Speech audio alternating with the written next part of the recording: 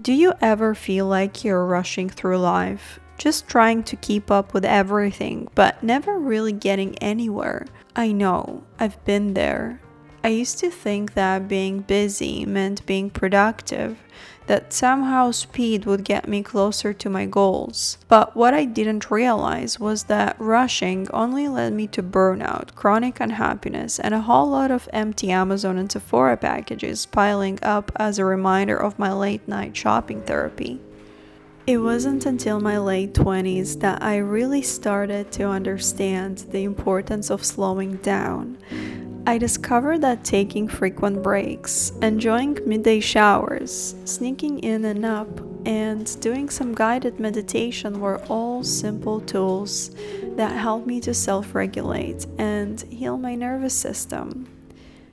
Without a strong, balanced nervous system, making progress towards any of my goals feels like an uphill battle.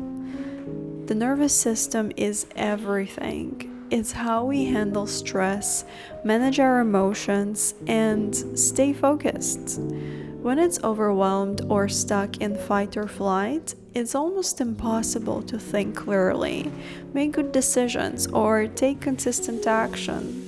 That's when I realized speed and stress are not the keys to productivity for me.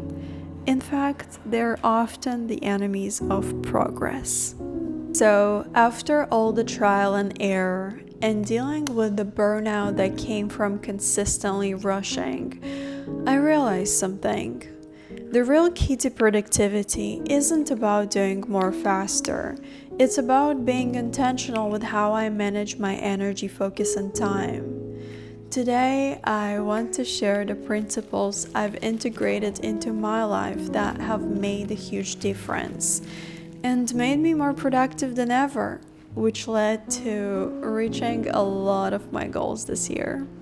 I've come to accept that stress will always be a part of my life as long as I continue striving for my goals and dreams.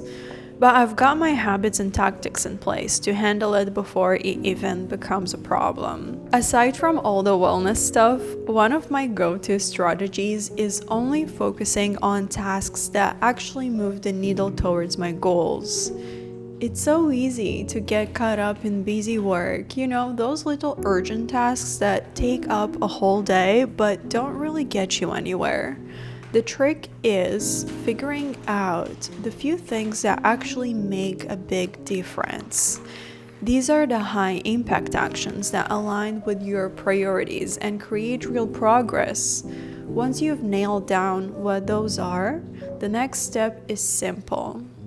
Do them first. That's it. Brian Tracy sums this up perfectly in his book, Eat That Frog. Start with the big stuff, the things that matter most, and let the rest fall into place. It automatically reduced my stress in ways I hadn't fully realized before. If something isn't important, I simply don't care whether I did it or not. The easiest way to cut stress is by letting go of things you don't care about enough. Because if it doesn't move the needle, it doesn't deserve my attention. Sometimes those priority tasks feel so heavy that we can't even start. The resistance is just too much, and instead of doing the work, we fuel the procrastination cycle, scrolling endlessly, cleaning our space, or doing literally anything else. Then the day ends and the task is still sitting there with the creeping feeling that maybe I'll never achieve anything big because I can't push through. I get it. I've struggled with the fear of starting out for as long as I can remember myself. And you know what it usually means? It means we're not great yet at the thing that we're trying to do. And that's okay. Every expert, every master at their craft started as a beginner. A super basic observation, I know, but it's true, and we tend to forget that when it comes to us, to what we do. The difference between those who succeed and those who stay stuck, it's not talent or big ambition, it's the willingness to show up and never quit. Even when it's hard, even when it's messy, The truth is, resistance doesn't disappear overnight, but every time you push through, every small step you take, it weakens.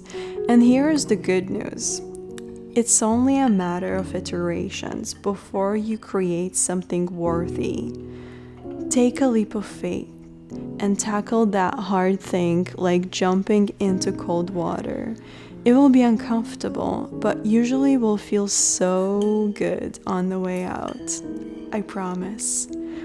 Think what is one thing you can do today to move closer to your goal. Start there and build momentum. In the previous episode, we talked about consistency and the compound effect of small actions over time. But there is another crucial ingredient: the willingness to follow through on what you said you'll do. Stick to your plan as if your life depends on it. Think about it. Will you feel more productive by crossing off one high priority task or 3 someday items that are not really capable of changing your life? So consistently doing the right thing is the power combination to really seeing any results. You made the plan for a reason. Trust it. Stick to it. Don't let fleeting emotions or distractions derail you. Productivity comes from focusing on what really matters, not just staying busy. If you find yourself second-guessing your plan, no matter how much you dislike it in the moment, resist the urge to change course right then and there. Set aside time later for reflection and make changes to your plan for next time, but don't derail yourself in the heat of the moment. Questioning your plan now will create a ripple effect that can disrupt everything else, opening the door for procrastination to creep in. Stick with your plan and keep that momentum rolling. You'll thank yourself later for pushing through. By embracing these principles, I found out that I'm more productive than ever, without rushing, without the stress, and without burnout, which is an accomplishment on its own for me, as I was struggling with burnout for years. Productivity isn't about doing more. It's about doing what truly matters with focus, consistency, and the right mindset. If you're feeling stuck, I challenge you to pick one of these principles and apply it today.